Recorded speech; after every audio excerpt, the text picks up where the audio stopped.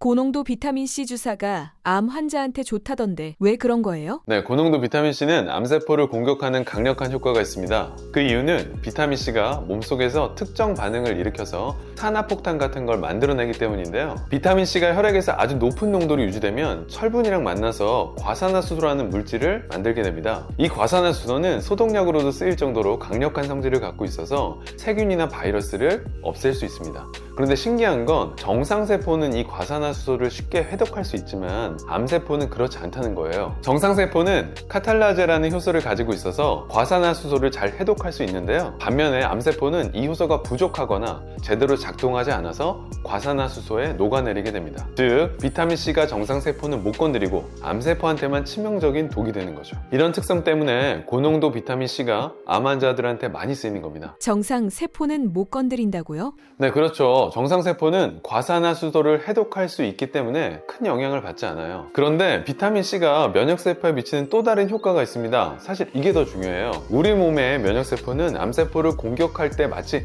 자동차 엔진처럼 강하게 작동하는데요. 이 과정에서 엄청난 열과 스트레스가 쌓입니다. 그런데 엔진이 과열되면 어떻게 되죠? 성능이 떨어지다가 결국 고장나 버리잖아요. 그래서 엔진이 멈추지 않도록 냉각수가 필요합니다. 비타민C가 바로 이 냉각수 역할을 합니다. 덕분에 면역세포가 지치지 않고 암세포를 계속 공격할 수 있는 거죠. 한마디로 암세포한테는 독처럼 작용해서 녹여버리고 면역세포는 보호하는 이중 역할을 하는 겁니다. 그럼 이걸 맞으면 암이 나을 수도 있는 건가요? 비타민C가 암세포를 공격하고 면역세포를 도와준다고 해서 이걸 단독 치료법으로 쓰이진 않거든요. 항암 치료는 어디까지나 항암제가 훨씬 효과적인 게 사실입니다. 하지만 비타민C 주사를 항암 치료와 병행하게 되면 암세포를 더 효과적으로 제거하게 되고 항암 치료의 부작용을 줄이는데 큰 도움이 될 수도 있습니다. 예를 들어 항암 치료를 받으면 피로감, 염증, 신경손상 같은 부작용이 흔하게 나타나는데요. 비타민C가 이런 부작용을 완화하는데 도움이 된다는 연구들이 있습니다. 그리고 이 비타민C가 항암제의 효과를 높여주거나 방사선 치료 후에 생기는 손상을 줄여준다는 연구 결과도 보고되어 있죠. 그런데 이게 모든 암 환자에게 동일한 효과가 나타나는 것도 아니에요. 특히 신장 기능이 약한 환자는 특히 주의해야 됩니다. 비타민C가 체내에서 대사되면서 옥살산이라는 물질을 만들어내는데 이게 쌓이면 신장 결석을 유발할 수도 있거든요. 그래서 신장에 문제가 있거나 투석을 받고 있는 환자들은 이런 위험이 더 커질 수도 있기 때문에 반드시 전문의와 상의하는 게 좋습니다.